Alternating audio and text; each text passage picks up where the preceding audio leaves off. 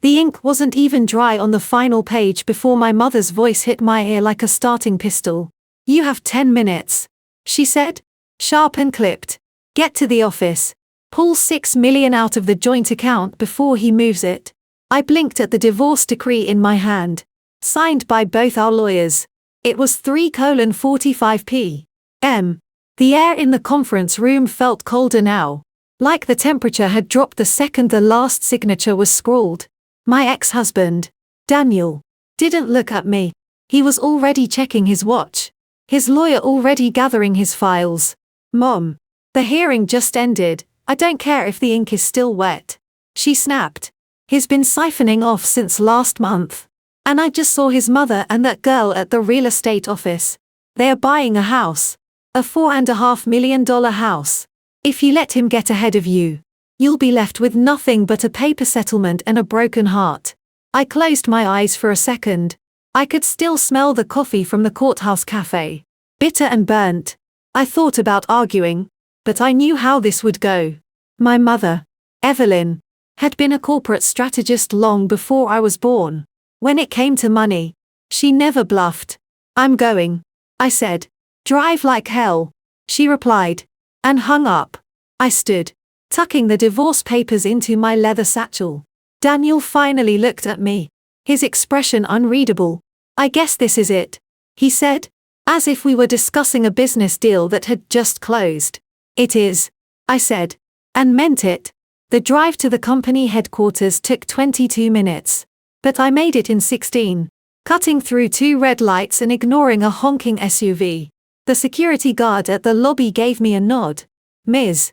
Rosalind," he said, already pressing the elevator button. I didn't answer. I was already thinking about the access codes, the biometrics, the way the system would recognize me.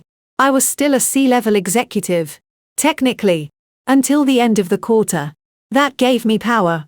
The moment I swiped into the finance wing, Rachel, the senior accountant, glanced up from her desk. "Rosalind, I thought you were in court all day. Change of plans," I said, walking past her. I slid into my office, booted up my terminal, and entered the override code. The system asked for a retinal scan. I stared into the sensor, heart pounding. "Authorized." The computer chimed. I pulled up the joint account. The balance was $600,000,000. I selected the transfer option, keyed in the private offshore account number my mother had given me, and confirmed. "Transfer complete." The screen read. I leaned back, feeling the blood rush to my face. It was done. But the moment I shut down the terminal, my phone rang. Unknown number. I answered. "Ms. Rosalind," a man said, polite but cold. "This is Marcus with First National Trust. We regret to inform you that your account now shows a zero balance. Can you confirm the recent transaction?" I froze. "I can confirm it," I said slowly. "I authorized it." "There's a problem." "The system shows the transfer was initiated from a remote device not recognized in your profile. It also indicates a digital signature that does not match your current credentials." My stomach dropped. "What are you saying?" I asked. "Someone may have accessed your account without your consent." I gripped the edge of the desk, trying to keep my voice steady. "I need to speak to a supervisor. Now. They are pulling the logs as we speak," Marcus replied. "But until we resolve this, the funds are frozen." I hung up before he could say anything else. The walls of my office suddenly felt closer. My fingers trembled as I called my mother. She picked up on the second ring. "Well?" she demanded. "Something's wrong," I said. "The bank says the transfer wasn't authorized by my credentials." Silence. "Then, describe exactly what happened." I did. She listened without interruption, then exhaled sharply. "That bastard," she muttered. "He cloned your signature. Probably got your biometric data when you logged into the tablet at home last week." "Why would he do that?" I asked numbly. "Because he wants you gone and broke before the IRS finishes sniffing around his offshore deals. That girl he's shacked up with isn't just arm candy, she's part of the laundering scheme." I sank into my chair. All those times Daniel had borrowed my tablet to check emails, All those nights he stayed late at the office. What do we do? I asked. We fight. She said. Call your lawyer. Get a forensic IT team in here tomorrow morning. And Rosalind, yeah, don't panic. Yet. But I could feel it creeping in anyway, that icy knot behind my ribs. Because somewhere across town, Daniel's mother was probably handing over keys to a mansion, smiling like she'd won something. And I had just lost everything I fought for. The moment I hung up with my mother, I felt the weight of the entire situation press down on me like a steel vault door slamming shut. I stared at the black terminal screen. Its soft glow the only light in the office. The numbers that had been there just minutes ago, $6, 200, 000, were gone. Replaced by a flat, sterile message, account balance, $0. I told myself to breathe. I told myself this was just a technicality, a miscommunication, a bad glitch. But the voice on the other end of the line hadn't sounded confused. He'd sounded certain. I grabbed my phone and dialed my lawyer, Martin Blakely. He picked up on the third ring, his gravelly voice already edged with impatience. Rosalind, I assume this is about the divorce settlement. No, I said, trying to keep my voice steady. It's about the money. There was a pause. Then, what money? I explained everything. The call from my mother. The trip to the office. The transfer. The bank's claim that the digital signature didn't match. By the time I finished, Martin was silent. I'll need to see the transfer logs, he said finally. But if what you're saying is true, this isn't just a civil matter anymore. This is fraud. Fraud, I repeated, tasting the word. It felt heavier than I expected. Get over to my office first thing in the morning, he said. We'll bring in a forensic team to examine your devices. And whatever you do, don't touch your laptop again. Or your tablet. Or your phone. I promised I wouldn't. The drive home was a blur. I kept replaying the sequence of events in my head, looking for a crack. A misstep. Something I could point to and say, here, this is where it went wrong. But it all seemed seamless. Too seamless. When I walked into the penthouse, the first thing I noticed was the faint scent of Daniel's cologne still clinging to the air. It was ridiculous. Really, I should have been used to it by now. But it still made my skin crawl. I tossed my satchel onto the kitchen counter and poured myself a glass of scotch. Neat. The ice clinked against the glass as I took a long drink. I needed the burn. I sat down at the dining table, which was still covered in the remnants of our last family meeting, a charcuterie board, half-empty wine glasses, a stack of unopened mail. I started rifling through it, more out of habit than hope. Most of it was junk. But then I found a plain white envelope with no return address. Inside was a single sheet of paper, folded in thirds. It was a printout of a bank statement. Not mine. Not Daniel's. It was from a shell company called Crestline Holdings LLC, based in Delaware. The statement showed a series of large wire transfers, all of them originating from our joint account. The dates matched the times when Daniel had worked late at the office. I stared at the numbers, my hands starting to shake. This wasn't just one unauthorized transfer. This was a pattern. A deliberate, methodical siphoning of funds. I heard the front door open and close. I froze, the glass halfway to my lips. Rosalind? Daniel's voice. Casual and unhurried. I turned to see him standing in the foyer, his suit jacket slung over one arm, a smile on his face that didn't reach his eyes. What are you doing here? I asked, setting the glass down. I came to pick up the rest of my things, he said, stepping further into the room. Thought I'd save you the trouble of boxing them up. I forced myself to stand, even though every muscle in my body wanted to stay seated. You can't just waltz in here like nothing happened, I said. Like what happened? He asked, feigning confusion. The divorce. It's final. Rosalind. We're both adults. Let's not make this uglier than it has to be. Ugly? I echoed, incredulous. You stole $6 million from me. Daniel. Does that seem clean to you? His smile faltered for a fraction of a second. But then he recovered. I have no idea what you're talking about, he said smoothly. You must be confused. Why don't you sit down? And we can talk about this rationally. I'm not confused, I said, taking a step toward him. I have a bank statement that proves you've been funneling money out of our account for months. And the bank says the transfer this afternoon was made with a fake signature. What do you have to say about that? He blinked. Slow and deliberate. Like he was trying to decide whether to play dumb or angry. I think you need to see a doctor. Rosalind. He said finally. You're clearly not well. I laughed. A short, bitter sound. You're unbelievable, I said. Unbelievable or not, the fact remains that the money is gone, he said, shrugging. And unless you can prove I took it, you're the one who's going to look bad. With that, he turned and walked out, leaving me alone in the echoing silence of the penthouse. I sat back down, the scotch forgotten. I stared at the bank statement, my mind racing. If Daniel thought he could gaslight me into submission, he was sorely mistaken. I had evidence. I had a plan. And I had a team of lawyers and forensic experts ready to tear his world apart. But as the hours ticked by, doubt started to creep in.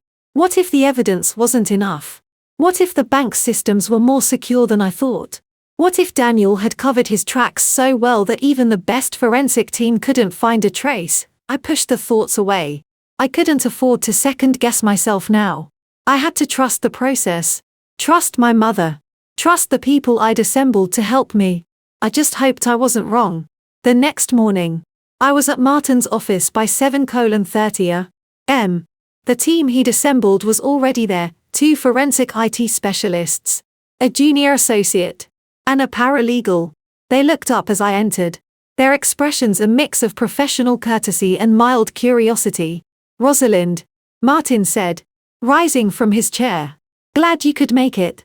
This is Ethan Caldwell and Priya Patel. They'll be leading the forensic examination of your devices.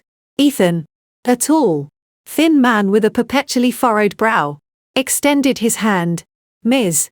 Rosalind, he said, we'll need your laptop, tablet, and phone, as well as any external drives or cloud accounts you use. I handed over the devices without a word. Priya, younger and more energetic, started taking notes. Can you walk us through what happened yesterday? She asked. I did, recounting the sequence of events in detail. When I mentioned the bank's claim about the digital signature, Ethan's eyes narrowed. That's significant, he said. A mismatched signature usually means one of 2 things. Either the account was accessed with stolen credentials, or the system itself was compromised. We'll need to examine the login logs, the IP addresses, the geolocation data, and the biometric data. Priya added, if he used your fingerprint or retinal scan, we should be able to find traces of it in the system cache. Martin rubbed his chin thoughtfully. How long will this take? He asked. A day. Maybe 2. Ethan said, but I can give you a preliminary report by this afternoon. I nodded, grateful for the small bit of good news. In the meantime, Martin said, turning to me, we'll work on getting a subpoena for Daniel's financial records. If he's been siphoning money through a shell company, we'll find it. I left the office with a sense of purpose, but also a gnawing anxiety. The waiting was the hardest part. Every minute that ticked by was another minute Daniel had to cover his tracks. Later that afternoon, I received a call from my mother. Any news? She asked without preamble. Not yet, I said. The forensic team is still going through my devices. They say they'll have a preliminary report soon. Good, she said. Listen, I've been doing some digging of my own. Turns out Crestline Holdings isn't the only shell company Daniel's been using. There's another one, Bainbridge Capital, based in Nevada this time. How did you find that? I asked. Surprised. Old contacts, she said dismissively. One of them still works in compliance at a bank that processed a wire transfer for Bainbridge last month. The amount was $500,000. My breath caught in my throat. Are you sure? I asked. Positive, she said. I've got the details in an email. I'll send it to you now. I thanked her and hung up, immediately checking my inbox. The email contained a PDF attachment with the wire transfer details, date, amount, recipient, and most importantly, The origin account, our joint account. I forwarded the email to Martin with a note, add this to the subpoena request. By the end of the day, Ethan and Priya had finished their preliminary examination. They called me into the conference room to discuss their findings. We found several red flags. Ethan began, projecting a series of screenshots onto the wall. First, the login attempts on your tablet spiked dramatically in the weeks leading up to the divorce. All of them originated from the same IP address, one registered to Daniel's office. I felt a chill run down my spine. Second, Priya continued, we discovered traces of a keylogger on your laptop. It was installed 3 months ago. Around the time Daniel accidentally spilled coffee on your keyboard and insisted on replacing it. He replaced it with a new one. I said, remembering the incident. A top-of-the-line model. Exactly. Ethan said. And hidden within the firmware of that new keyboard was the keylogger. It recorded every keystroke you made, including your passwords and pins. I stared at the screenshots. My hands clenched into fists. Third, Ethan went on.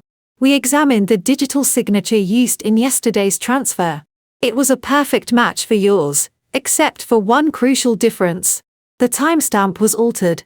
Whoever did this had access to the bank's internal systems. Which means, Priya said, it wasn't just Daniel. He had inside help. I felt the blood drain from my face. The bank manager. I whispered. Martin, who had been listening silently, nodded grimly. We'll need to look into that, he said. But first, let's focus on building the case against Daniel. With this evidence, we have a solid foundation. I nodded, but my mind was already racing. If Daniel had help from the inside, this was bigger than I thought. Much bigger. That evening, I sat alone in my apartment, surrounded by stacks of paperwork and empty coffee cups. The forensic report lay open on the table in front of me, its pages filled with technical jargon and damning evidence. I had everything I needed to take Daniel down. And yet, I couldn't shake the feeling that I was missing something, that there was a piece of the puzzle I hadn't found yet. I thought about the house Daniel's mother had bought for his mistress. I thought about the way Daniel had smiled at me in the penthouse. So calm, so confident. I thought about the bank manager's voice. So polite, so controlled. And I realized what it was. It wasn't just about the money. It was about control. Daniel hadn't just stolen from me. He tried to erase me, to rewrite history so that I was the villain, the crazy ex-wife, the desperate woman grasping at straws. But he'd underestimated me. I picked up my phone and dialed my mother. I know what we need to do next, I said. The moment I hung up with my mother, I felt the familiar surge of adrenaline that always preceded a battle. This wasn't just about revenge anymore. It was about survival. About proving that Daniel couldn't erase me with a few forged signatures and a smile. My mother's voice was brisk and efficient when she called back 10 minutes later. I've booked us a table at the Whitmore Charity Gala for Saturday night, she said. It's the perfect place to start putting the pieces together. Daniel and his mother will be there, along with half the city's legal and financial elite. We'll blend in, observe, and gather intel. What if they recognize me? I asked, running a hand through my hair. I hadn't had time to update my wardrobe since the divorce, and I was still wearing the same tailored navy suit I'd worn to court. You'll be fine, she said dismissively.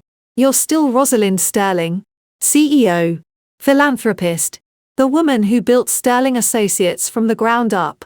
They can't ignore that, no matter how much they want to. I sighed, knowing she was right. My reputation was one of the few weapons I had left. Okay, I said. Saturday night it is. Over the next 48 hours. I worked non-stop. Martin filed the subpoenas for Daniel's financial records and the bank's internal communications logs. Ethan and Priya continued their forensic analysis, uncovering more evidence of Daniel's digital fingerprints on my devices. My mother leveraged her contacts to dig deeper into Crestline Holdings and Bainbridge Capital, uncovering a web of shell companies and offshore accounts that would make any prosecutor salivate. On Thursday afternoon, I received an unexpected email from an address I hadn't seen in years. Julia Carmichael at Usedoy. Gov. Julia Carmichael had been my closest friend in law school. A brilliant prosecutor with a sharp wit and a sharper moral compass. We'd drifted apart after graduation, each pulled in different directions by our careers.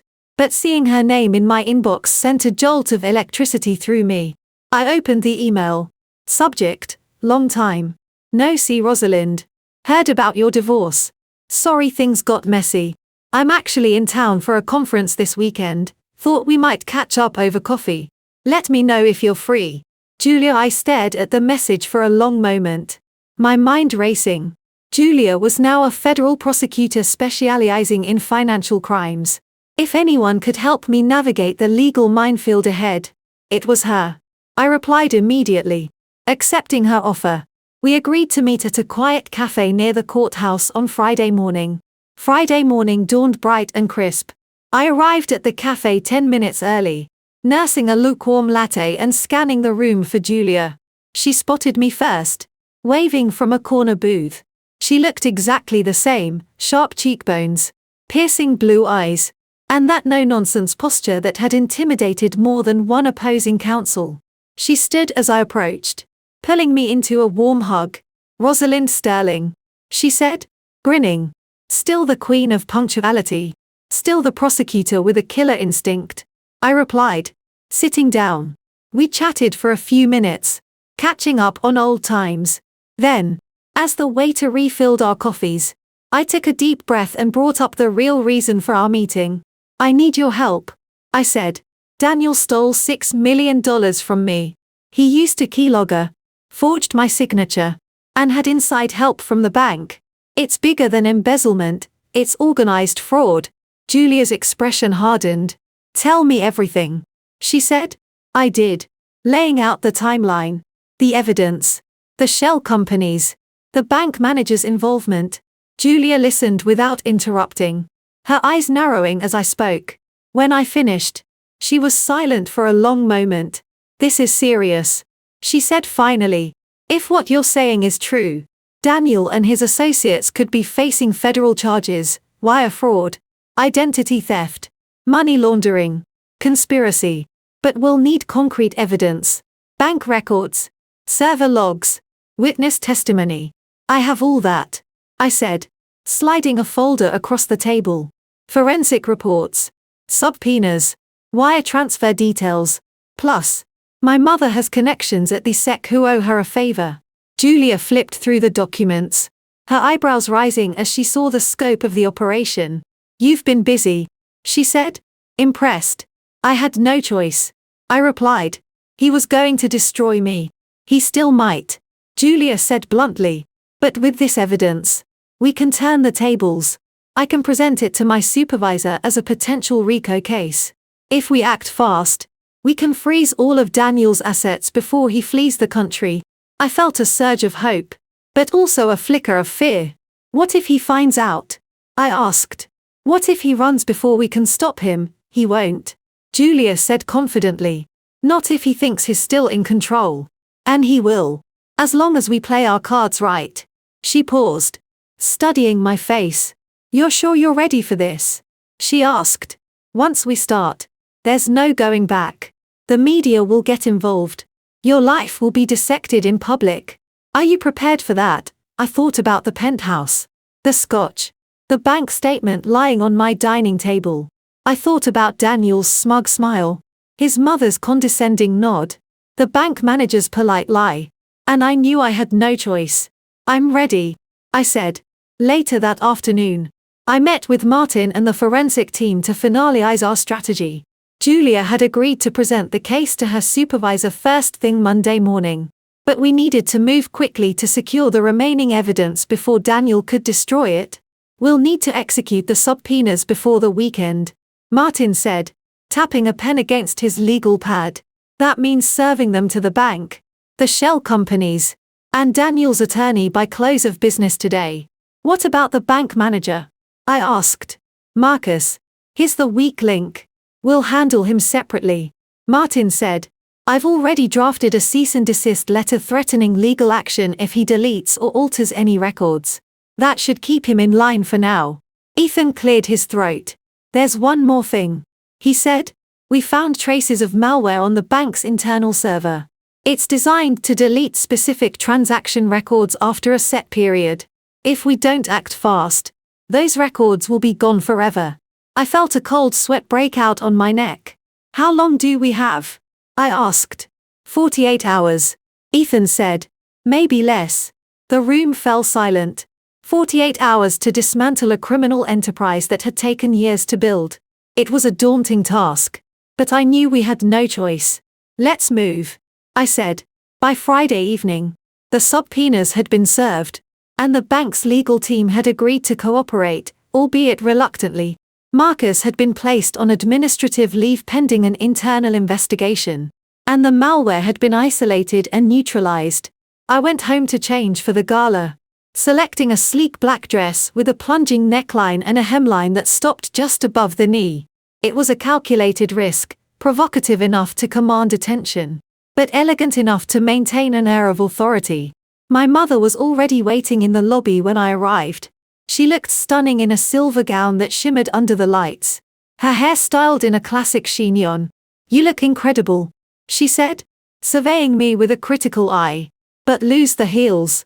You'll be doing a lot of walking tonight." I nodded, swapping my stilettos for a pair of low-block heels. "Ready?" she asked. "As I'll ever be," I replied. The Whitmore Charity Gala was held at the Grand Ballroom of the Plaza Hotel, a sprawling space adorned with crystal chandeliers and floor-to-ceiling windows overlooking Central Park. The guest list was a who's who of New York's elite, politicians, celebrities, corporate titans, and the occasional criminal mastermind disguised as a philanthropist. We arrived at 8:00 p.m., blending seamlessly into the crowd. My mother immediately set to work, chatting with a hedge fund manager here, a real estate mogul there, gathering tidbits of information like a seasoned operative. I followed her lead, playing the role of the gracious ex-wife with practiced ease. At 9:15 p.m., I spotted Daniel across the room. He was standing near the bar, laughing at something his mother had said. His mistress, a tall, willowy blonde named Chloe, was draped on his arm, her diamond necklace sparkling in the light. My mother caught my eye and nodded subtly toward the trio. "Let's dance," she said, steering me toward the dance floor. We moved to the music, our bodies swaying in time with the orchestra. Out of the corner of my eye, I watched Daniel watching us. His expression was unreadable, but I could feel his gaze like a physical weight. "He knows," my mother murmured, leaning in close. "And he doesn't like it." "Good," I replied, smiling sweetly at a passing waiter. At 10:00 p.m., the MC took the stage to announce the live auction. The first item up for bid was a private dinner with the governor, estimated to fetch upwards of $50,000. The bidding was lively, but I barely paid attention. My focus was on Daniel, who was now engaged in a heated conversation with his mother. Chloe, bored with the auction, wandered away from the group, heading toward the terrace. I excused myself from my mother and followed her, my heels clicking against the marble floor. The terrace was deserted, the cool night air a welcome relief from the stuffy ballroom. Chloe was leaning against the railing, staring out at the park. "Nice necklace," I said, stopping beside her. She jumped, startled, then turned to face me with a practiced smile. "Rosalind," she said, as if surprised to see me. "I didn't expect to run into you here."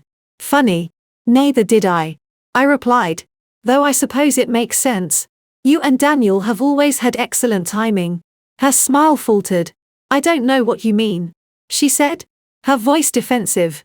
"Don't you?" I asked, stepping closer. "The penthouse, the cars, the house in the Hamptons. It's all very impressive. For someone who used to work as a waitress." Her eyes narrowed. "You don't know anything about me," she said, her voice low. "Oh, I know plenty," I replied. "I know you signed a prenup that gives you nothing if you divorce Daniel within 2 years.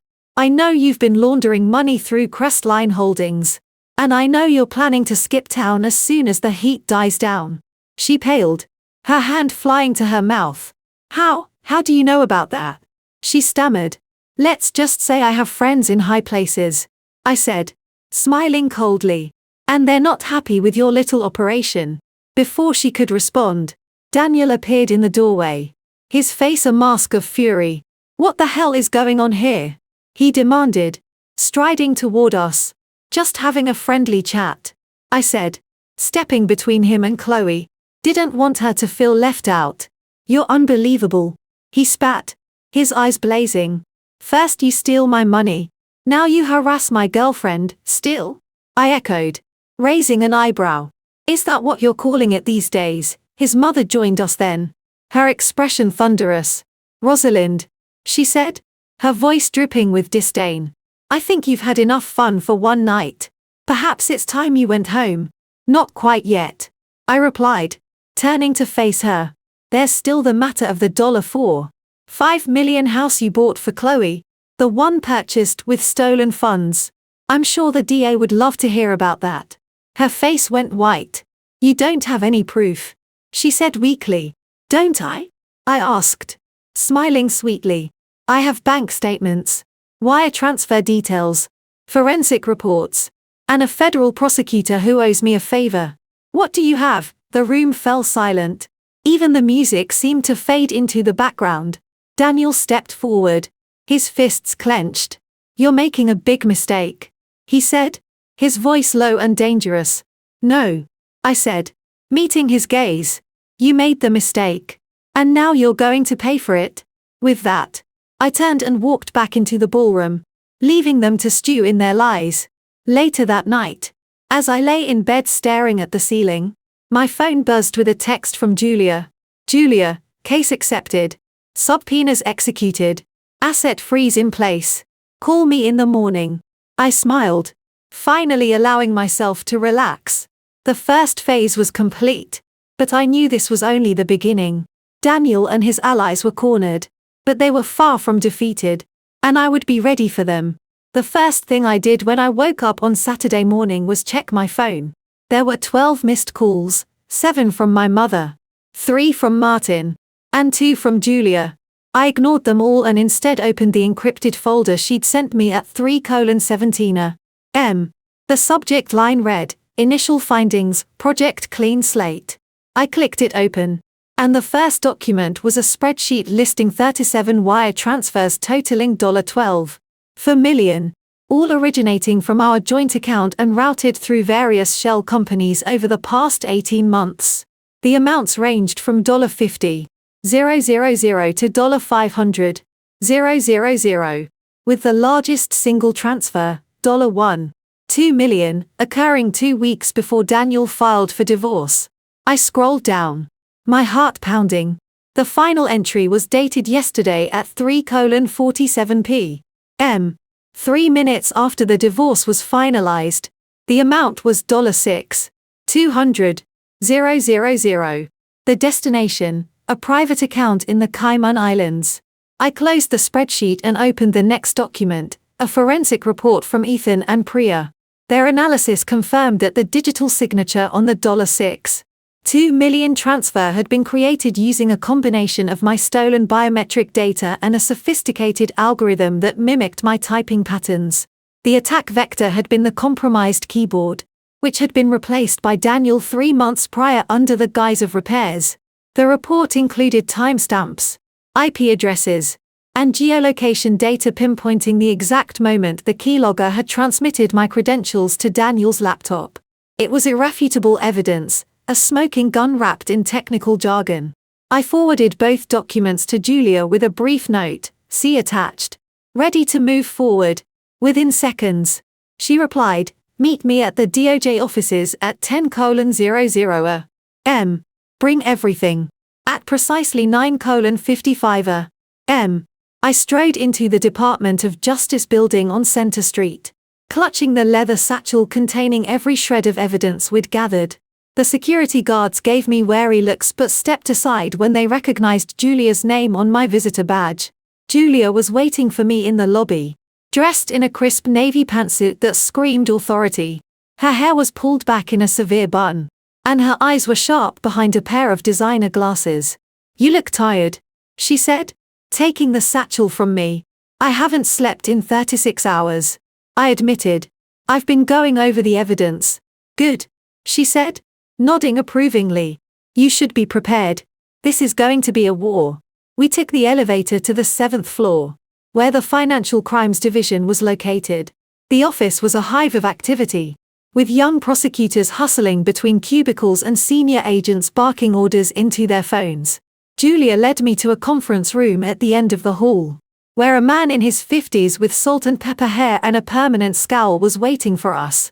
Rosalind, this is Robert Hayes, Julia said.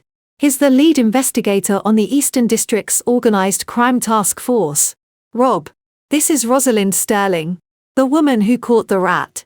Hayes stood, extending a meaty hand. Pleasure, he said, his grip firm. Heard a lot about you. I returned the handshake, noting the way his eyes lingered on the bruise forming under my left eye, a souvenir from a friendly shove Daniel had given me during our final confrontation at the penthouse. All good things. I hope, I replied dryly. Hayes smiled, revealing a row of nicotine-stained teeth. Let's get down to business, he said, pulling a thick file from his briefcase. We've been tracking Daniel Sterling's financial activities for over a year. Turns out he's been laundering money for a syndicate operating out of Brighton Beach. Your divorce was the perfect cover. It gave him access to marital assets he could funnel offshore without raising suspicion. I felt my jaw tighten. He sold me out, I said quietly. He used our marriage as a front. That's what we suspect. Hayes confirmed. And his mother isn't just an accomplice, she's a silent partner. Our sources indicate she's been managing the shell companies since their inception. Julia cleared her throat. We have forensic evidence tying Daniel directly to the theft, she said, laying the reports on the table. Digital signatures, keylogger logs, malware traces, it's all here. Hayes flipped through the documents, his expression growing increasingly grim. This is solid, he admitted. Better than solid. We can indict on multiple counts: wire fraud, identity theft, money laundering, conspiracy to commit racketeering.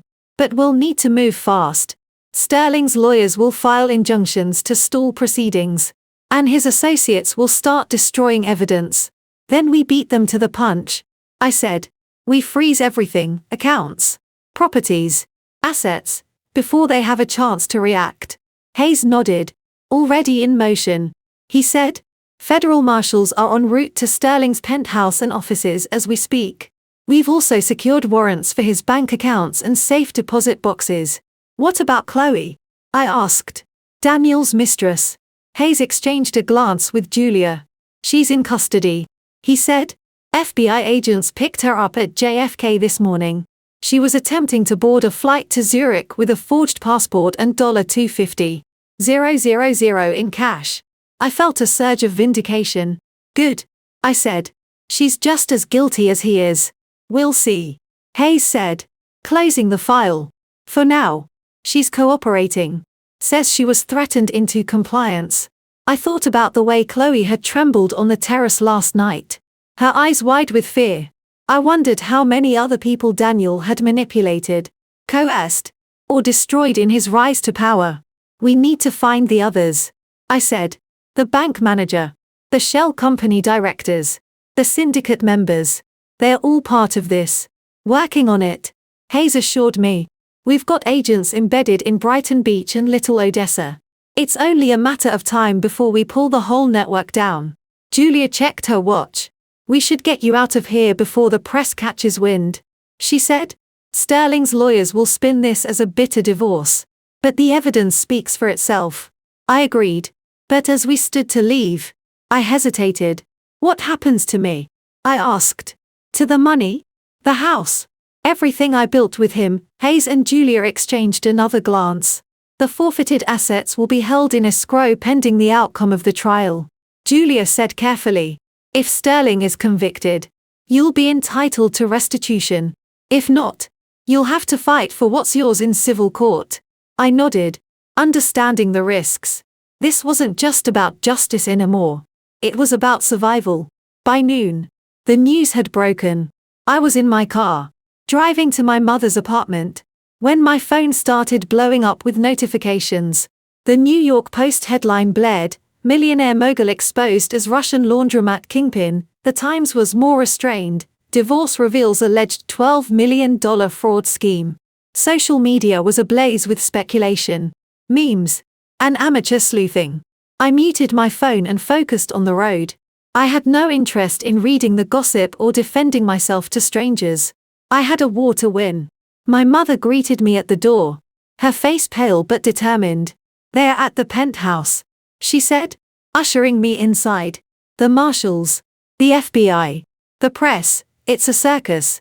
Let them have the penthouse," I said, dropping my satchel on the floor. I never wanted it anyway. "What about the company?" she asked, her voice laced with concern. "Sterling Associates is clean," I said, recalling the forensic report. Daniel kept the dirty money separate. Through the shell companies. The core business is legitimate. "And your shares, still intact?" I confirmed. Daniel tried to dilute my holdings. But the board intervened. "They are loyal to me, not him." My mother nodded, visibly relieved. "Good," she said, "because we're going to need every asset we have to weather the storm." She handed me a folder labeled contingency plan. "What's this?" I asked, flipping it open. "A roadmap for damage control," she said. "Media strategy, legal defenses, investor relations, everything we need to protect your reputation and stabilize the company." I scanned the contents, impressed despite myself. My mother had always been a tactician, but this was next-level preparation. "Where did you get this?" I asked. "I started drafting it the day Daniel filed for divorce," she admitted.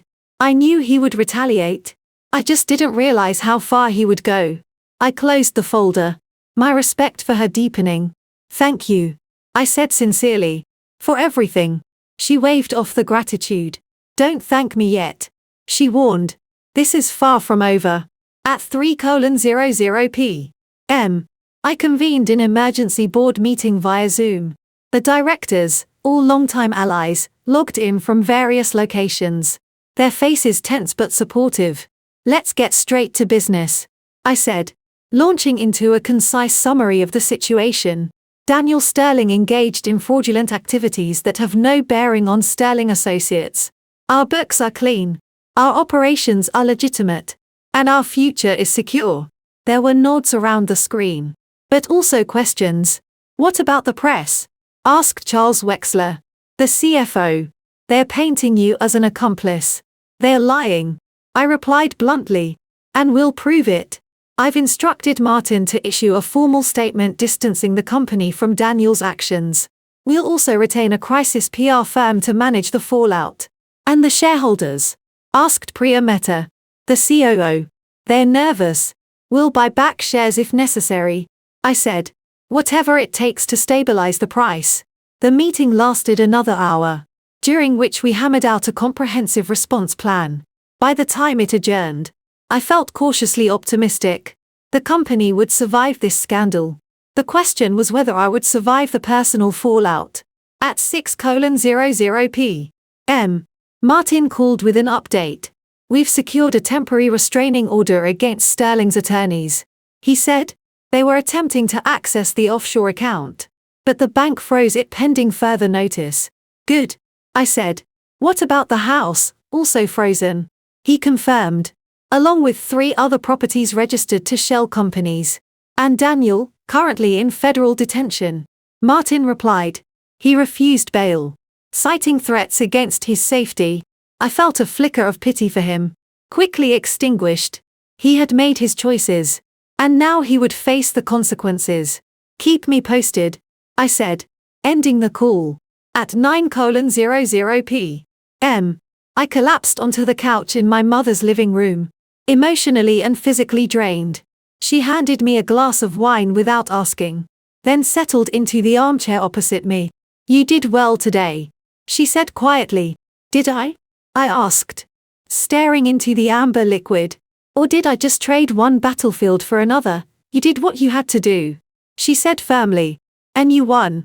That's what matters." I nodded, but the victory felt hollow. Daniel was in jail. The money was frozen. The company was stable, but the cost had been enormous. My marriage was over. My privacy was gone. My sense of self had been shattered and rebuilt in the span of a week. I keep thinking about Chloe, I said, voicing the thought that had been haunting me, about how scared she looked. How many other people has he hurt? My mother sighed. Too many, she admitted. But you stopped him. That's what counts. I finished the wine in silence, then stood and stretched. I need to sleep, I said. Tomorrow's another day. My mother smiled, a genuine warmth in her eyes. Always is, she agreed. Sunday morning. I woke to find Julia waiting for me on the porch with coffee and bagels. She looked refreshed and energized, unlike me, who felt like a wrung-out dish rag. You're up early, I said, taking the cup she offered. Couldn't sleep, she said, settling into the rocking chair beside me. Too much caffeine. Too many thoughts. I nodded in understanding. Any new developments? I asked. Plenty, she said, pulling out her phone. We arrested 2 more associates last night, the bank manager and a shell company director. Both are singing like canaries. Good, I said. What about the syndicate, closing in? She replied. Our contacts in Brighton Beach identified 3 high-ranking members. They're currently holed up in a safe house. But it's only a matter of time. I felt a surge of hope. Then we've won, I said. Julia shook her head. Not yet, she cautioned. Trials are unpredictable. Witnesses recant. Evidence gets suppressed. Sterling's lawyers will fight tooth and nail to discredit you. Let them try, I said, squaring my shoulders. I have nothing to hide. Julia smiled. A rare display of warmth. That's why we'll win, she said simply. By Sunday afternoon, the tide had turned decisively in our favor. The press coverage shifted from sensationalism to sober analysis, focusing on the evidence rather than the drama. Investor confidence rebounded, and the company's stock price stabilized. I spent the rest of the day reviewing the forensic reports, memorizing the details of the case, preparing for the inevitable courtroom battle. I knew it would be grueling, but I was ready. As the sun set over the Hudson River, I stood on the balcony of my mother's apartment, savoring the quiet. The city hummed below, oblivious to the war being waged in the shadows. But I knew the truth, and that was enough. The first thing I did Monday morning was call Julia. I need a favor, I said without preamble. Name it, she replied, already reaching for a notepad. I want access to the federal database, I said. Everything on Daniel. The shell companies. The bank manager. The syndicate. I need to know what they know before they know I know it. There was a pause on the other end. You're asking to be read into an active federal investigation, Julia said carefully. That's unprecedented for a civilian. I'm not just a civilian, I countered. I'm the whistleblower, the victim, and the key witness. If I'm going to testify, I need to anticipate their arguments. Another pause. You drive a hard bargain, Julia conceded, but I can get you limited access. No downloads, no copies, no sharing outside this room. Agreed, I said. An hour later, I was sitting in a secure room at the DOJ, staring at a government-issued laptop. Julia had arranged for a liaison, a young analyst named Derek Chen, to oversee my session. He looked barely old enough to vote, but his fingers flew across the keyboard with practiced ease. Here's the main database, he said, pulling up a search interface. You've got clearance for Sterling, Crestline Holdings, Bainbridge Capital, Marcus Doyle, that's the bank manager, and the Brighton Beach Syndicate. I typed Daniel Sterling into the search bar and hit enter. The results flooded the screen: arrest records, financial disclosures, surveillance photos, intercepted emails. It was overwhelming, like staring into an abyss. Focus, Derek said, narrowing his eyes. Start with the financials. I clicked through the folders, cataloging the transfers, the shell companies, the offshore accounts. The scale of the operation was staggering, over $40 million laundered through a labyrinth of LLCs spanning 4 countries. Daniel hadn't just stolen from me, he'd built an empire on deception. Look at this, I said, Pulling up a wire transfer dated 6 months ago. $500,000 sent to a numbered account in Cyprus. The memo field reads, consulting fees. Derek leaned over my shoulder. That's unusual, he said. Consulting fees imply legitimate services. But Sterling's businesses don't operate in Cyprus. Exactly, I said. It's a cover. The money's being routed through fake invoices to disguise its origin. I kept digging, uncovering a pattern of payments to individuals with ties to the Russian mafia. One name appeared repeatedly, Viktor Baranov, a notorious crime boss with a history of money laundering and extortion. Baranov, I said aloud, my stomach tightening. Daniel's been working with him. Derek nodded grimly. We suspected as much, he said, but we couldn't prove it without insider testimony. I can testify, I said automatically. That's what we're hoping. Derek replied. But Sterling's lawyers will shred you on cross-examination. They'll paint you as a scorned wife trying to ruin her ex-husband. Let them try, I said, meeting his gaze. I have the evidence to back it up. At noon, I took a break from the database to meet with Martin and my mother at a private dining club downtown. The mood was cautiously optimistic. We'd won the first skirmishes. But the war was far from over. The prosecution's strongest asset is you, Martin said, spearing a piece of steak. But they'll try to undermine your credibility at every turn. They'll bring up my affair, I said bluntly. They'll say I was an absentee wife. Negligent. Complicit. Which is why we need to control the narrative. My mother interjected. We'll emphasize your contributions to Sterling Associates. Your philanthropy. Your resilience in the face of betrayal. And your mother's testimony. Martin added. She can corroborate Daniel's erratic behavior. His obsession with secrecy. His escalating paranoia. I nodded, absorbing their advice. It was a solid strategy. But it hinged on my ability to withstand the coming storm. What about the money? I asked. The $2 million, currently frozen in the Caimans. Martin replied. But Sterling's lawyers are fighting the seizure. They claim it's marital property, subject to equitable distribution. They're lying, I said through gritted teeth. Every penny was stolen. I know, Martin said soothingly. But we'll prove it in court. Monday afternoon, I returned to the DOJ for a strategy session with Julia and Robert Hayes. The mood was markedly different from our previous meetings, focused, intense, and quietly triumphant. We've secured plea agreements from Marcus Doyle and Chloe, Hayes announced, spreading documents across the table. Both are cooperating fully in exchange for reduced sentences. Excellent, Julia said. What about the shell company directors? 2 down. 3 to go. Hayes replied. We're applying pressure. But they are holding out for better deals. Leave them to me, I said. I want to speak with them personally. Hayes raised an eyebrow. That's highly irregular, he warned. They're criminals. Rosalind. Manipulative. Volatile. Dangerous. Which is why they'll respond to me. I countered. I know how Daniel thinks. I know how to push his buttons. Julia exchanged a glance with Hayes. It's risky, she said, but it could pay off. Then let's do it, I said, leaning forward.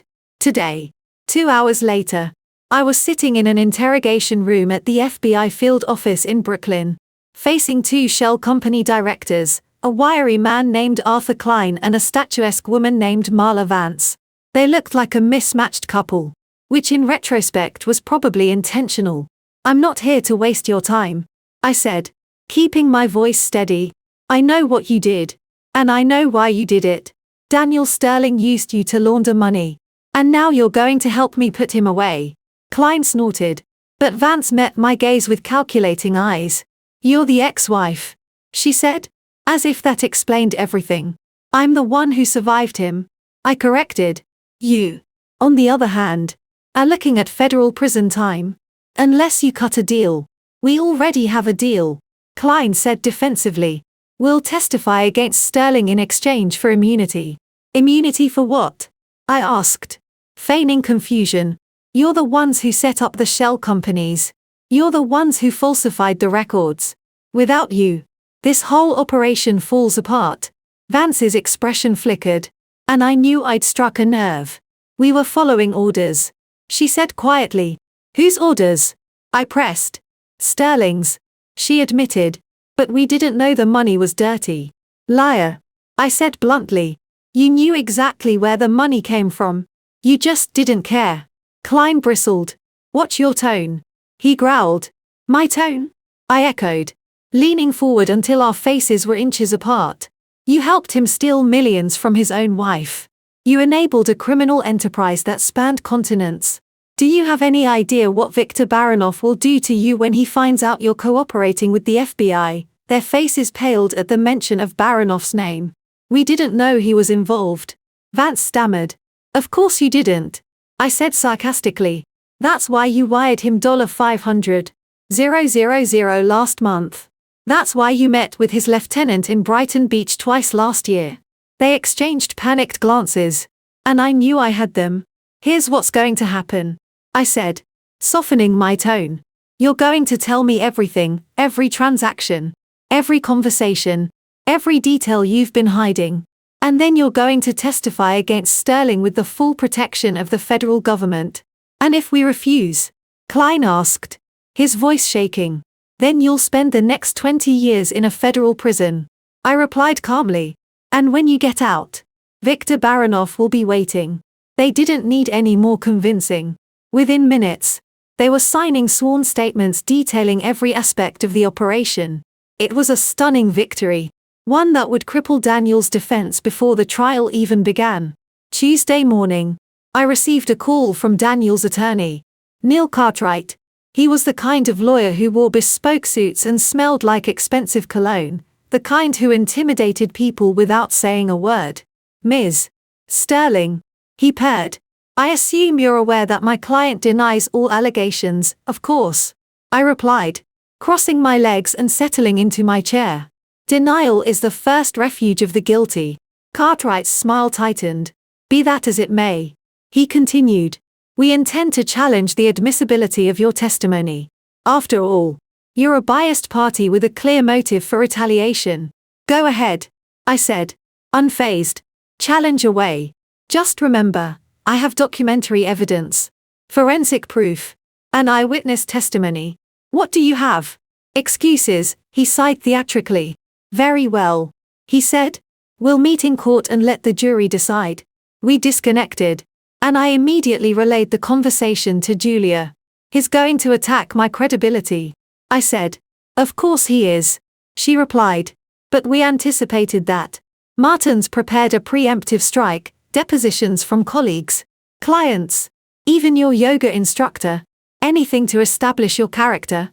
And the forensic evidence, ironclad, Julia assured me. Ethan and Priya have authenticated every byte of data. Sterling's lawyers won't be able to discredit it.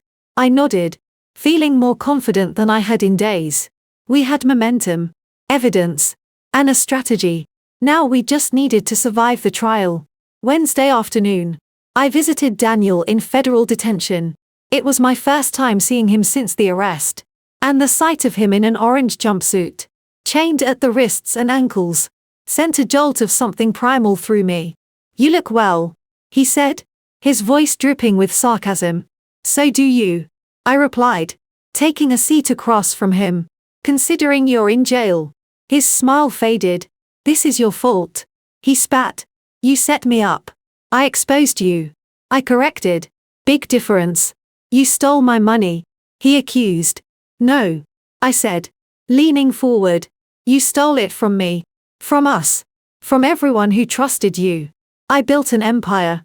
He said defiantly. You just benefited from it. I built Sterling Associates. I shot back. You just leached off my success. He lunged at the plexiglass barrier, his fists pounding against the glass. You'll regret this. He snarled. I swear it. I already have. I said quietly. But I'd do it again in a heartbeat. The guard dragged him back to his cell. And I was left alone in the visitation room. My heart pounding. Seeing him like that, broken, powerless, human, was a reminder of how far we'd come. He was no longer the man who had humiliated me, stolen from me, and tried to destroy me. He was just a prisoner now, awaiting trial. And I was the one who had put him there. Thursday morning, the prosecution filed its opening brief, outlining the charges and previewing the evidence. The document was a damning indictment of Daniel's entire operation. And when it hit the press, the reaction was immediate and explosive. The Post led with, "Feds uncover $40 million laundering scheme tied to ex-mogul." The Times headline read, "Trial to begin Monday in high-stakes fraud case." Cable news channels ran endless panels debating the merits of the case, speculating about plea deals, and analyzing my role in the investigation. I avoided most of it, focusing instead on final preparations for the trial. Martin drilled me on cross-examination tactics. Julia reviewed my testimony line by line. My mother orchestrated a media strategy designed to portray me as a sympathetic victim rather than a vengeful ex-wife. By Friday night, I was exhausted but ready. The war was almost over. The victory was within reach.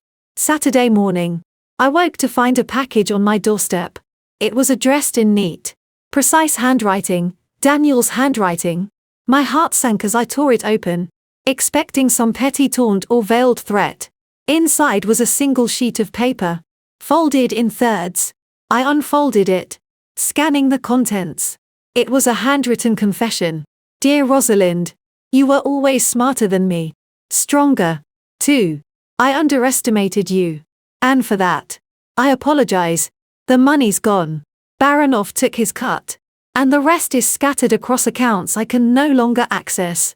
Even if you win the trial, you won't see a dime. I'm sorry for hurting you.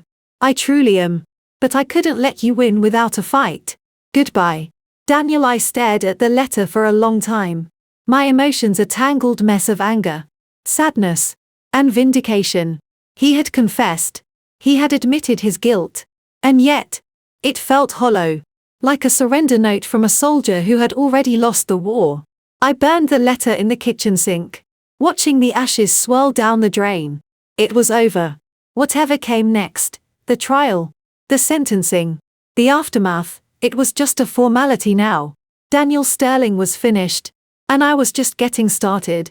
The first thing I did on Saturday morning, after burning Daniel's confession, was call Julia. "It's over," I said, staring at the smoldering remains of the letter in my kitchen sink. "He gave up. He admitted everything." "I wouldn't be so sure," Julia replied, her voice unusually cautious. "Sterling's a narcissist. This could be a tactical retreat, not a genuine surrender. You don't understand," I said, pacing the length of my mother's living room. "He confessed. He told me the money's gone. That Baronoff took his cut. That I'll never see a dime. What more does he need to do? He needs to sign a written confession. Under oath. With corroborating evidence," Julia said firmly. "Verbal admissions in private letters aren't admissible in court. We need hard proof." I groaned, running a hand through my hair. "Fine," I said. "What do you need me to do?" "Nothing for now," Julia replied. "Enjoy your weekend. Recharge. We've got a long week ahead of us." I wanted to argue, to press for more information, but I knew she was right. I was running on fumes, and the trial was only days away. I needed to rest while I could, but resting proved impossible. Every time I closed my eyes, I saw Daniel's face, the smug arrogance, the cold calculation, the raw hatred in his final letter. I thought about the $40 million he'd laundered, the lives he'd ruined, the trust he'd shattered, and I knew I couldn't let it go. Not yet. Around noon, I received a text from Ethan. "Found something you need to see. Come to the lab ASAP." I didn't hesitate. I grabbed my keys and headed to the forensic facility where Ethan and Priya had been working non-stop for the past week. The lab was a windowless room filled with humming servers and the acrid smell of solder. Ethan was hunched over a laptop, his face lit by the glow of the screen. Priya was at a nearby workstation, analyzing a hard drive. "What did you find?" I asked, approaching Ethan. "Take a look at this," he said, turning the laptop toward me. The screen displayed a file directory labeled Project Clean Slate. I felt my heart skip a beat. "I thought you wiped the system," I said, Looking at Priya. We did. She confirmed. But Sterling was thorough. He created a hidden partition and stored the data there. It's been locked for months. Until now. Ethan said, entering a decryption key. The screen flickered, then revealed a series of encrypted files. Ethan clicked on the first one, and a document opened, a detailed ledger of every wire transfer, every shell company, every individual involved in the laundering operation. Holy shit. I breathed, scanning the numbers. This is everything. The $12 million from our account. The $40 million total. The payments to Baronoff. The shell company directors. The bank manager. It's all here. There's more. Priya said, pointing to a subfolder labeled insurance. Ethan opened it, revealing a series of encrypted files labeled Rosalind Contingency Plan. My blood ran cold. What's that? I asked, my voice barely above a whisper. I'm not sure. Ethan admitted, his fingers hovering over the keyboard. But it's heavily encrypted. It'll take time to crack. How much time? I asked. Hours. Maybe days. He said. Depends on the encryption level. I stared at the screen, my mind racing. Rosalind Contingency Plan. What did that mean? Was it a plan to protect me? Or a plan to destroy me? Crack it. I said finally. Whatever it takes. I need to know what's in there. Ethan and Priya exchanged a glance, then nodded. We're on it. Priya said. By 6:00 p.m. Ethan had cracked the first layer of encryption. The file was a video recording, time-stamped 3 months ago, 2 weeks before Daniel filed for divorce. Play it, I said, my heart pounding. Ethan hit play, and the screen filled with Daniel's face. He was in his office, speaking to someone off camera. If the marriage dissolves, Rosalind will demand half the assets, he said, his voice cold and clinical. We can't let that happen. The contingency plan is simple. Discredit her, isolate her, and eliminate her as a threat. My hands started to shake. Who's he talking to? I asked, my voice trembling. I'm not sure, Ethan said, rewinding the video. But listen to this. He played a section of the video I'd missed. Marcus will handle the bank side, Daniel said. Chloe will keep her distracted. And if it comes to it, we have a fail-safe. A fail-safe, I echoed, my stomach churning. Shut it down, I said abruptly, unable to listen any longer. Ethan obeyed, and the screen went black. I'm sorry, he said quietly. Don't be, I replied, my voice steadier than I felt. This is exactly what I needed to see. I left the lab with a copy of the video and a renewed sense of purpose. Daniel hadn't just stolen from me. He'd planned to destroy me, to eliminate me as a threat. And now, I had the proof. Saturday night, I met with my mother and Martin at a secure location to discuss the new evidence. They were as shocked as I was, but their reactions were more measured. This changes everything, Martin said, flipping through the ledger. Sterling's not just guilty of fraud, he's guilty of attempted murder. Attempted murder? I asked, surprised. The fail-safe he mentioned, Martin said, tapping the video transcript. It's vague, but combined with the other evidence, it suggests a premeditated plan to harm you. We'll need to inform the prosecution, my mother said, her voice grim. This elevates the case from financial crimes to attempted homicide. And the video? I asked. It's admissible, Martin confirmed. It's a spontaneous statement, made without coercion, and it's relevant to the charges. I nodded, feeling a surge of vindication. This was the leverage we needed to ensure Daniel's conviction. We'll present it to Julia first thing Monday morning, I said. And in the meantime? My mother asked. We prepare, I replied. For the trial. For the media. For whatever comes next. Sunday morning, I woke to find a message from Julia. Call me ASAP. It's urgent. I dialed her immediately, my heart pounding. What's going on? I asked without preamble. Sterling's lawyers just filed a motion to suppress the forensic evidence, she said, her voice tight. They're claiming the search of your devices was illegal. That you consented under duress. I felt a wave of nausea. That's insane. I said. I consented freely. I wanted the evidence collected. I know. Julia said. But their argument is that you were emotionally compromised. That you didn't understand the implications of your consent. It's a long shot. But it could delay the trial. What do we do? I asked. We fight it. She said firmly. We'll file a countermotion. Present the video.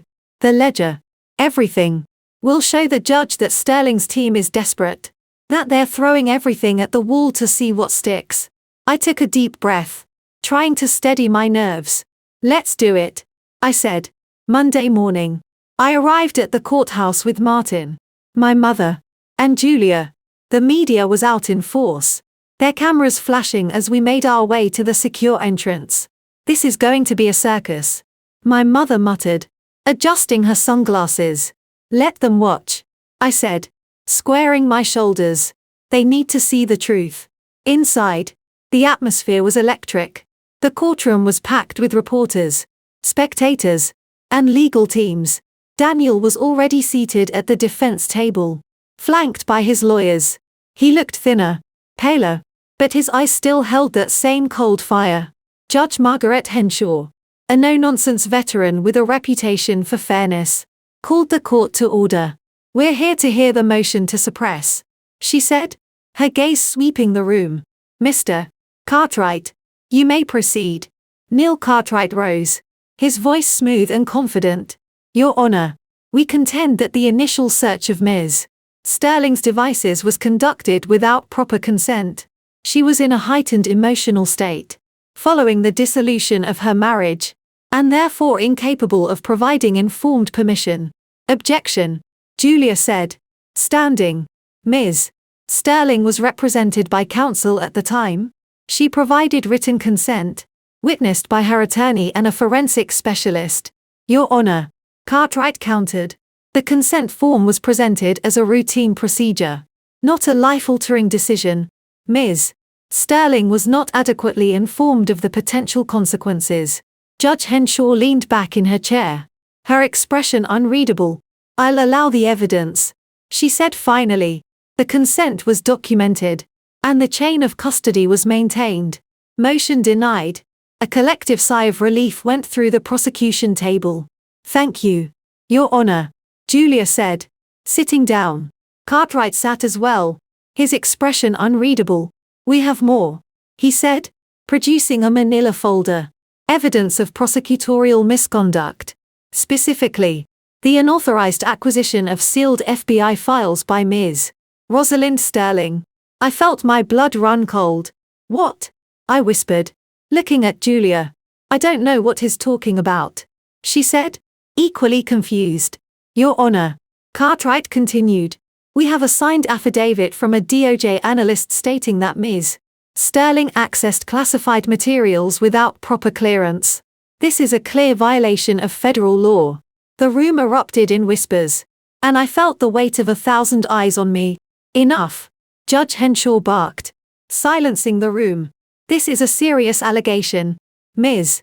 Sterling, do you have any comment? I opened my mouth, but no words came out.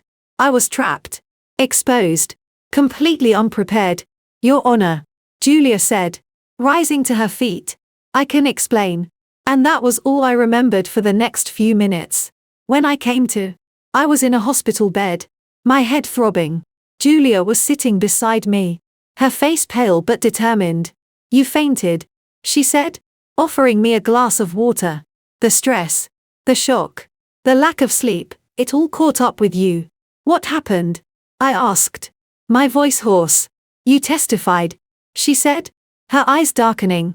You told the court about the video, the ledger, the fail-safe plan. You implicated Sterling in attempted murder, and his lawyers hit back with the DOJ files. I don't understand, I said, struggling to sit up. I never accessed any sealed files.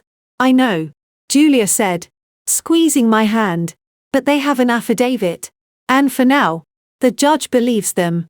The trial is postponed indefinitely while the allegations are investigated. I closed my eyes, the room spinning. This is a nightmare. I said, my voice breaking. It's not over. Julia said firmly. We'll fight this. We'll clear your name. And we'll make sure Sterling pays for what is done. I wanted to believe her. But the doubt was already creeping in. What if they were right? What if I had crossed a line? What if I was the one in the wrong? I need to see the affidavit. I said finally. I'll get it for you. Julia promised. But even as she spoke, I knew the damage was done. The narrative had shifted. I was no longer the victim. I was the suspect. And Daniel, for all his crimes, was still the one with the upper hand. 2 days later, I was released from the hospital and taken to a safe house in upstate New York. It was a secluded cabin, surrounded by forest and protected by federal agents. I had no contact with the outside world, no access to my phone, no way to defend myself. I spent the first day in bed, sleeping, eating, and trying to process what had happened. The second day, I started asking questions. Where's the affidavit? I asked the agent stationed outside my door. I can't disclose that information, he said, his expression unreadable. I need to see it, I said, my voice rising. I need to know what I'm accused of. The investigation is ongoing, he replied, unmoved. I slammed the door. Frustrated and terrified, I was trapped, powerless, and completely at the mercy of a system I no longer understood. That night, I dreamed of Daniel. He was standing in the penthouse, laughing, his eyes glowing with malice. You should have taken the money and run, he said, his voice echoing in the empty room. Now you're just another pawn in my game. I woke up in a cold sweat, my heart pounding. It was time to fight back. The next morning, I convinced the agent to let me use the landline. I called my mother, who was frantic with worry. I'm coming to get you, she said, her voice trembling. No, I said, my own voice surprisingly steady. I need you to do something for me. Find out who signed the affidavit. Find out why. And find out what they're hiding. I'm on it, she promised. I hung up and called Julia, but her phone went straight to voicemail. I left a message, begging her to call me back. An hour later, the agent returned with a tray of food and a newspaper. You shouldn't be reading this, he said, trying to take it from me. Give it to me, I said, holding onto the paper with all my strength. He relented, and I scanned the front page. The headline read, Whistleblower accused of DOJ breach, ex-wife of fraud suspect implicated in classified data theft. I read the article, my hands shaking. The affidavit was signed by Derek Chen, the same young analyst who had given me access to the database. I felt a surge of anger. He had betrayed me. He had lied. He had destroyed my credibility. But why? I needed answers. And I needed them now. That night, I escaped. It wasn't difficult. The agent outside my door was young and inexperienced. And the safe house was poorly secured. I waited until he was distracted, then slipped past him and into the woods. I had no plan, no supplies, no way to contact the outside world. But I had to get out. I had to find the truth. I ran until my lungs burned, then collapsed in a clearing, gasping for air. I had no idea where I was, but I knew one thing: I was free. And I was going to make them pay. The first thing I did when I reached the edge of the forest was find a signal. My phone was dead, my battery long since depleted. But the old flip phone Martin had given me for emergencies still had a sliver of charge. I dialed his number, my fingers trembling. Rosalind? He answered, his voice sharp with relief. Where are you? We've been searching everywhere. I'm out, I said, crouching behind a fallen log. Somewhere in Westchester. I need a ride. And I need it now. Stay put, he ordered. I'll send a car. Don't talk to anyone. Don't go anywhere. Do you understand? Understood, I said, ending the call. I sat in the damp leaves, shivering in the pre-dawn cold, and tried to process what had just happened. I had been betrayed by the one person I thought I could trust, Derek Chen. He had signed the affidavit, destroyed my credibility, and thrown me to the wolves. And for what? Money? Blackmail? Or was he working for someone else? The questions swirled in my head. But I had no answers. All I knew was that I had to keep moving. Had to stay one step ahead of the people who wanted me silenced. An hour later, a black SUV pulled up to the edge of the clearing. Martin was behind the wheel, his face a mask of fury. "Get in," he said, his voice low. I climbed into the passenger seat. And he peeled away from the curb before I had even closed the door. "What the hell were you thinking?" he demanded, his knuckles white on the steering wheel. "Running off like that? You could have been killed." "I had to," I said, my voice shaking. "They were going to bury me. Martin. They were going to make me the fall guy for everything." "I know," he said, his voice softening. "I'm sorry. I should have protected you better." I leaned my head against the window, letting the tears come. I had been so strong, so focused, for so long. But in that moment, I felt like a scared, broken little girl. "I'm not giving up," I said finally, wiping my eyes. "I'm not letting them win." "I know you're not," Martin said, reaching over to squeeze my hand. "And neither am I. We're in this together, Rosalind. No matter what." By noon, we were back in Manhattan, holed up in a secure apartment owned by one of Martin's clients. It was a far cry from the penthouse, but it was safe. And that was all that mattered. I spent the rest of the day reviewing the case files, looking for any weakness, any clue that would help us fight back. I found it in the ledger Ethan had extracted from Daniel's laptop, a series of payments to a private investigator named Victor Harlow. "Harlow," I said aloud, my heart pounding. "He's the one who tailed me, who bugged my office, who planted the keylogger." "I know him," Martin said, his eyes narrowing. "He's a former cop turned fixer. Works for the highest bidder. No questions asked. And he's the one who signed the affidavit," I said, connecting the dots. "Derek Chen was just a patsy. Harlow is the real mole. We need to find him," Martin said, already reaching for his phone. "Not yet," I said, stopping him. "If we go after him now, he'll disappear. We need to set a trap." "What kind of trap?" Martin asked, intrigued. "A decoy," I said, a plan forming in my mind. "We leak false information about a new witness, someone who supposedly has evidence against Daniel. Harlow will hear about it, and he'll come out of hiding to investigate. And when he does, we'll be waiting." Martin considered the idea, then nodded. "It's risky," he said, "but it might work. It's our only shot," I replied. The next morning, I met with Julia in a diner on the Upper West Side.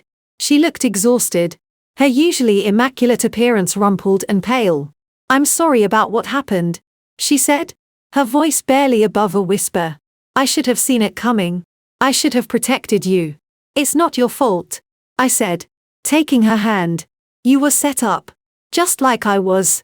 "Derek's in custody," she said, her eyes darkening. "He confessed to everything. He was blackmailed by Harlow, threatened with exposure of his gambling debts. He thought he was just supposed to discredit you, not destroy you. He was a pawn." I agreed. "Just like me. What do you want to do?" Julia asked, her voice hopeful. "We fight," I said, my determination returning. "We expose Harlow. We clear my name. And we finish what we started."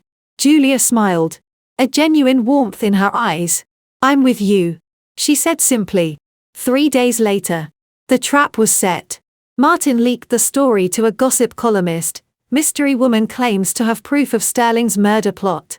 The article was vague, deliberately so, but it contained enough detail to attract Harlow's attention. We waited, watching, listening, and on the 4th day, Harlow took the bait. He showed up at the apartment complex where the witness was supposedly staying, a nondescript building in Queens. He was dressed in a maintenance uniform, his face obscured by a baseball cap and sunglasses. I watched from a surveillance van as he scoped out the building, his movements quick and efficient. He was good. I'll give him that. But we were better. "He's going in," Martin said, his voice tense. I nodded, my heart pounding. This was it. The moment of truth. Harlow disappeared into the building. And we waited. 5 minutes passed. Then 10. then 15. I was about to give the order to move in when he emerged, a manila folder tucked under his arm. He's got it, I said, my voice low. Now, Martin said, and the van surged forward. We pulled up alongside Harlow, and 2 federal agents jumped out, guns drawn. FBI. One of them barked. Freeze! Harlow didn't freeze. He bolted, sprinting down the street with a speed that belied his age. After him, I shouted, and we piled out of the van, chasing him through the narrow alleys of Queens. It was a foot race now, a test of endurance and willpower. Harlow was fast, but I was fueled by a rage I hadn't known I possessed. I chased him through backyards, over fences, and across a busy street, ignoring the blaring horns and screeching tires. Finally, he tripped and fell, the folder flying from his hands. I tackled him, pinning him to the ground. Got you, I said, my voice shaking with fury. He struggled beneath me, but it was no use. The agents were on us in seconds, cuffing him and dragging him to his feet. You're going to pay for this, he snarled, his eyes blazing with hatred. No, I said, standing and brushing myself off. You're going to pay for everything. Back at the safe house, we questioned Harlow for hours. He was defiant at first, but as the evidence mounted, he began to crack. I didn't know it was going to go this far, he admitted, his voice barely audible. I was just supposed to dig up dirt, make her look bad. I didn't know they were going to frame her for the DOJ breach. They? I asked, my voice sharp. Sterling and his mother, he said, his eyes downcast. They wanted her out of the picture. Permanently. I was just the tool they used to do it. Where's the real evidence? I asked, my heart pounding. The files, the recordings, the money trail, gone, he said, shaking his head. Sterling cleaned it all out before he was arrested. The only thing left is what's in the folder. He gestured to the manila folder, which the agents had retrieved from the sidewalk. I opened it, and my heart sank. It was a single sheet of paper, a copy of the original divorce decree, annotated in Daniel's handwriting. What is it? Martin asked, peering over my shoulder. A prenuptial agreement, I said, my voice trembling, but not the one I signed. This one was forged, backdated, and slipped into the divorce files. It strips me of all rights to the company, the properties, the accounts, everything. He was planning this for years, Julia said, her eyes darkening. And with the affidavit, the planted evidence, the media campaign. I trailed off, unable to finish the sentence. It was a setup, Martin said, his voice grim. From the beginning. I closed the folder, my mind reeling. Daniel hadn't just tried to destroy me. He had planned it, meticulously, ruthlessly, with the help of his mother, his lawyers, and a network of hired guns. But we had him now. We had the proof, the witnesses, the momentum, and we were going to finish it. The next morning, we presented our findings to Judge Henshaw. She listened in stunned silence as we laid out the evidence, the forged prenup, the blackmail scheme, the illegal surveillance, the frame job.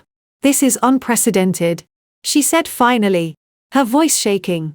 I've never seen such a coordinated effort to subvert the legal process. It's not just unprecedented, Julia said, her voice steely. It's criminal, and it demands a response. Judge Henshaw nodded, her expression grim. I'm issuing a temporary injunction against Sterling's attorneys, she said, her gavel striking the bench with a resounding thud. All assets remain frozen pending further investigation. The trial will proceed as scheduled, with additional charges to be filed against Mr. Sterling and his co-conspirators. A cheer went up in the courtroom, and I felt a surge of vindication. We had won. We had exposed the truth, and we had stopped them. But as I looked at Daniel, sitting in the defendant's chair with a smug smile on his face, I knew the fight wasn't over. This isn't over, I said aloud, more to myself than to anyone else. No, Martin agreed, his hand on my shoulder. But it's close. I nodded, allowing myself a small, satisfied smile. We had come so far. And we had paid such a high price. But in the end, we had prevailed. And that was all that mattered. That night, I sat alone in the safe house, staring at the city skyline. The lights twinkled in the distance, a reminder of the life I had fought so hard to reclaim. I thought about everything I had lost, my marriage, my home, my privacy, my sense of self. And I thought about everything I had gained, a newfound strength, a circle of allies, a purpose beyond the boardroom. I was not the same woman I had been a month ago. I was stronger, wiser, and more determined than ever. And I was ready for whatever came next. Because I knew, deep in my bones, that the war was over. And I had won. The morning sunlight filtered through the blinds of the safe house, casting a harsh grid across the worn carpet. I sat at the kitchen table, a legal pad in front of me, and drew a line down the center. On the left, I listed everything Daniel still controlled, his mother's influence, the remnants of the shell companies, the offshore accounts we hadn't yet traced.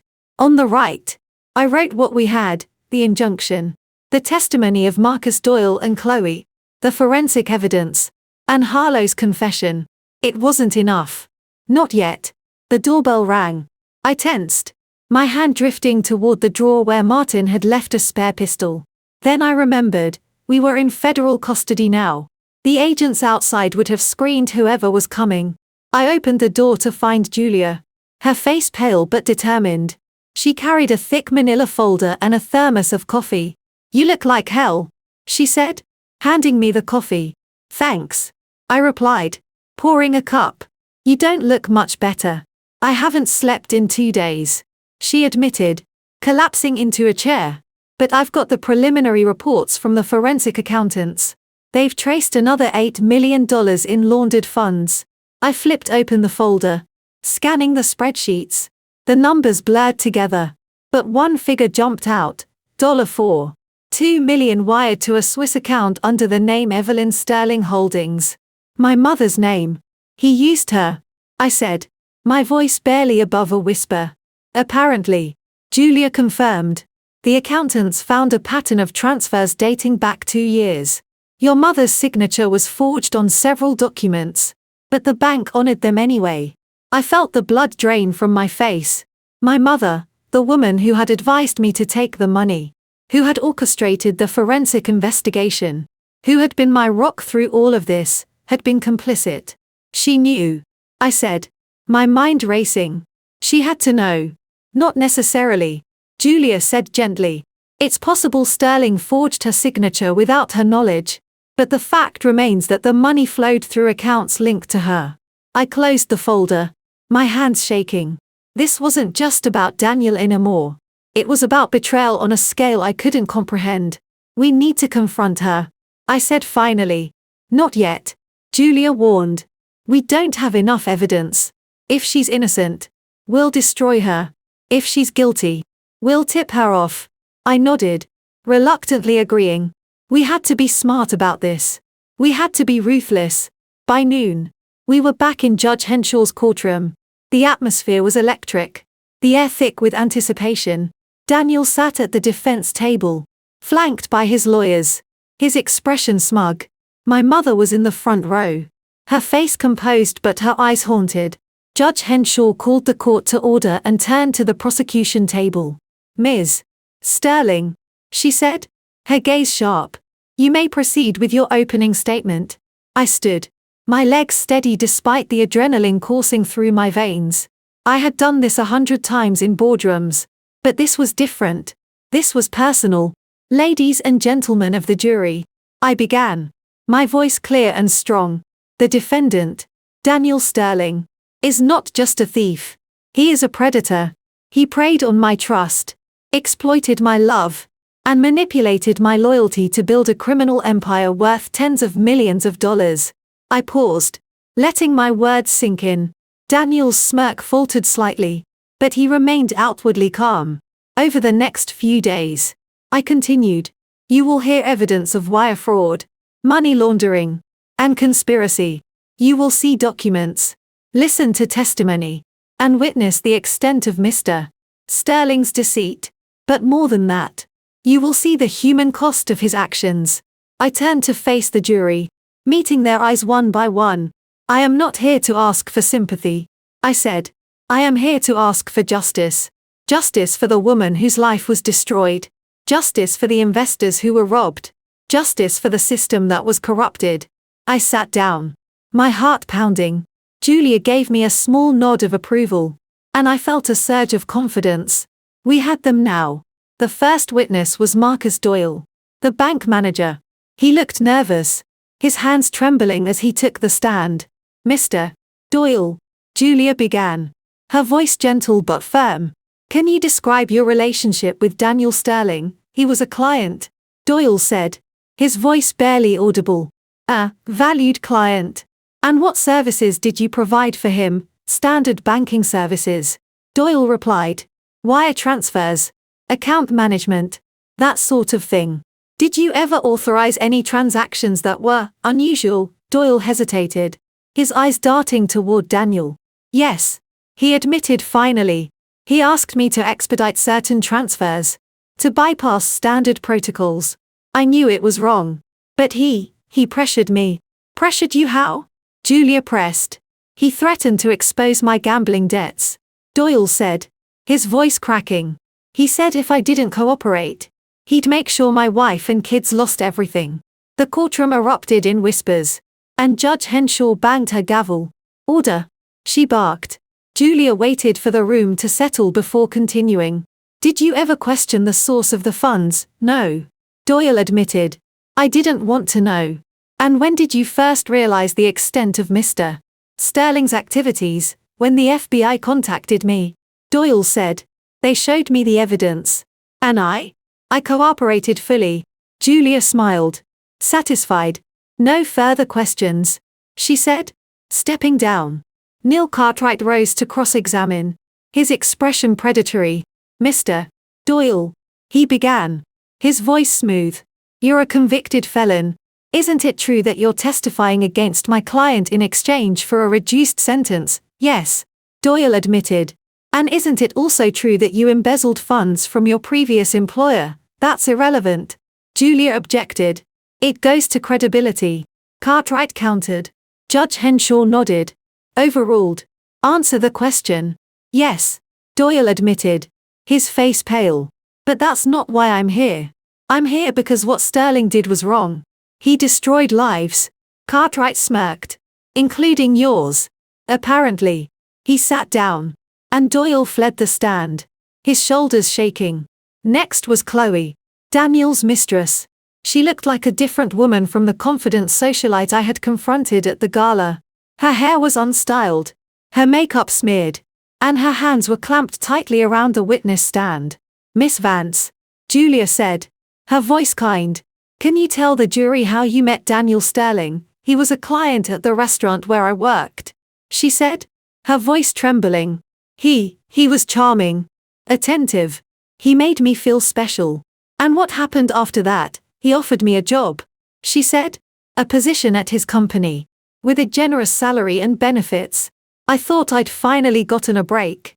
Did he ever discuss the nature of his business? Not at first, she admitted, but gradually, he started talking about investments, offshore accounts, shell companies. I didn't understand what he was saying, but I knew it wasn't legal. And yet you continue to work for him. I didn't have a choice, she said, tears streaming down her face. He had leverage. He knew things about me, things that could ruin me. Things like what? My immigration status, she whispered. He'd threatened to have me deported. Julia paused, letting the weight of her words settle over the courtroom. Did you ever benefit financially from your relationship with Mr. Sterling? Yes, she admitted. He gave me gifts, paid my rent, transferred money into my account. But it wasn't voluntary. It was coercion. Cartwright rose to cross-examine, his expression mocking. Miss Vance, he said, his voice dripping with sarcasm. You're a gold digger. Plain and simple. You used Sterling for his money and his connections. Admit it. That's not true, she shot back, her eyes blazing. He manipulated me, abused me, used me, yet you continue to accept his gifts. Cartwright pressed. Even after you learned about his illegal activities. Because I was afraid. She cried. He said if I left, he'd destroy me. Cartwright sat down. And Chloe collapsed into sobs. The jury looked shaken. And I felt a surge of vindication. We had them now. The next day, we called Victor Harlow to the stand. He looked older, grayer, his face etched with lines of bitterness. Mr. Harlow, Julia began, her voice cold. Can you describe your relationship with Daniel Sterling? He was a client. Harlow said, his voice flat. I did surveillance, gathered intel, handled sensitive matters. And what kind of sensitive matters? Blackmail. Mostly. Harlow admitted. He'd give me a target. I'd dig up dirt. And he'd use it to his advantage. Did you ever target Rosalind Sterling? Yes. Harlow admitted. He wanted her discredited, isolated. Said she was a threat to his operation. And did you carry out those orders? I tried. Harlow said. But she was smarter than he gave her credit for. She uncovered the keylogger. The forged signatures. Everything. Julia smiled. Satisfied. No further questions. She said. Stepping down. Cartwright rose to cross-examine. His expression grim. Mr. Harlow. He said. His voice sharp. You're a criminal. A liar. A cheat. Why should this jury believe a word you say? Because it's the truth. Harlow said. Meeting his gaze. And because I have nothing to lose. Isn't it true that you're testifying in exchange for immunity? Yes. Harlow admitted. But that doesn't change the facts. Cartwright sat down. And Harlow returned to his seat. His expression unreadable. The final witness was me. I took the stand. My heart pounding. I had testified in countless depositions. But this was different. This was the moment of truth. Ms. Sterling. Julia began. Her voice gentle. Can you describe your relationship with Daniel Sterling? We were married for 7 years. I said. My voice steady. We built a company together. A life together. I trusted him completely. And when did that trust begin to erode? Gradually. I said. Small things at first. Late nights at the office. Secretive phone calls. Unexplained expenses. But I dismissed them. I wanted to believe the best of him. And when did you discover the truth? The day of the divorce. I said. My voice breaking. I found the bank statement. The wire transfers. The shell companies. I realized he'd been stealing from me. From us. For years. Julia paused. Letting my words sink in. What did you do when you discovered the truth? I called my mother. I said. She told me to take the money. To protect myself. I didn't want to believe it. But I had no choice. And what happened next? I hired a forensic team. Gathered evidence. Went to the authorities. I wanted justice. I wanted him to pay for what he'd done. Julia smiled. Satisfied. No further questions. She said. Stepping down. Cartwright rose to cross-examine. His expression predatory. Ms. Sterling. He began. His voice smooth. You're a wealthy, powerful woman. Isn't it true that you resented your husband's success? That you felt overshadowed by him? That's not true. I said. Meeting his gaze. Isn't it also true that you were having an affair? He pressed. I was not. I shot back. My voice sharp. You were seen with another man. At a hotel in Midtown. Care to explain that? I was meeting a confidential informant. I said. My mind racing. A whistleblower with information about Sterling's activities. A whistleblower who has mysteriously disappeared. Cartwright countered. Convenient. Isn't it? Objection. Julia said. Rising. Relevance. Overruled. Judge Henshaw said. Answer the question. I took a deep breath. Forcing myself to remain calm. The informant is in protective custody. I said. His life was in danger. I can't reveal his identity. But I can assure you. He exists. Cartwright smirked. And the $2 million you transferred to the Cayman Islands? He pressed. Wasn't that an attempt to hide assets from your husband? No. I said. My voice steady. It was an attempt to protect them from him. He'd already stolen millions. I wasn't going to let him take the rest. Or was it just greed? Cartwright pressed. A rich woman protecting her fortune. Objection. Julia said. Her voice sharp. Argumentative. Sustained. Judge Henshaw said. Cartwright sat down. And I felt a surge of relief. The worst was over. That night, we regrouped at the safe house. The trial had taken its toll. But we had won. The evidence was overwhelming. The witnesses credible. The case airtight. It's over, Martin said, pouring himself a scotch. Almost. I corrected. My mind still racing. We still have to sentence him. We still have to untangle the web of shell companies. We still have to rebuild. And your mother? Julia asked. Her voice gentle. I sighed, running a hand through my hair. I don't know. I admitted. I need to talk to her.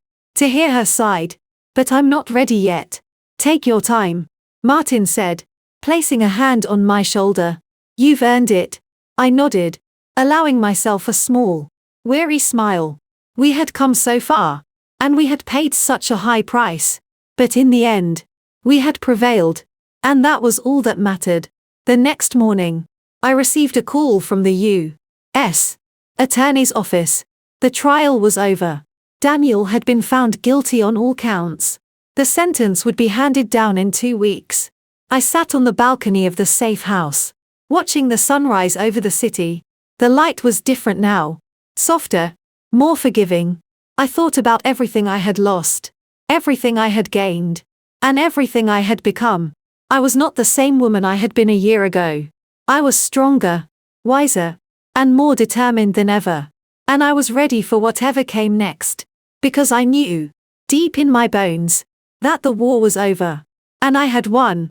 Epilogue. 6 months later the penthouse was gone. Sold at auction to pay restitution. The company was thriving. Under new leadership and a renewed commitment to ethics. The money was being returned. Slowly but surely. To the investors and institutions that had been robbed. I sat in my new office. A modest space in a midtown high-rise. And stared at the city below. The view wasn't as grand as the penthouse. But it was mine. I had earned it. My mother was in prison. Sentenced to 5 years for her role in the scheme. I visited her once a month. Always on the same day. Always for the same amount of time. We never talked about the past. We just sat. In silence. And let the pain pass. Daniel was in a maximum security prison. Serving a 20-year sentence. I had no desire to see him. To speak to him. To even think about him. He was a ghost now. A footnote in a story I was determined to forget. The phone rang. Interrupting my thoughts. It was Julia. I've got the final accounting report, she said. Her voice bright. The last of the offshore accounts has been frozen. The money's being returned to the rightful owners. That's great, I said. A small smile tugging at my lips. There's one more thing, she said. Her voice turning serious. The U.S. Attorney wants to honor you.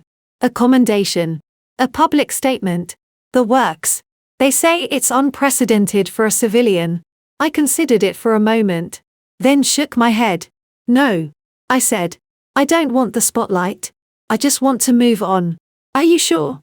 Julia asked. Positive. I said. I've had my moment in the sun. Now it's time to let it go. We said our goodbyes. And I hung up the phone. I stared out the window. Watching the light change. The shadows lengthen. The city come alive. I had won.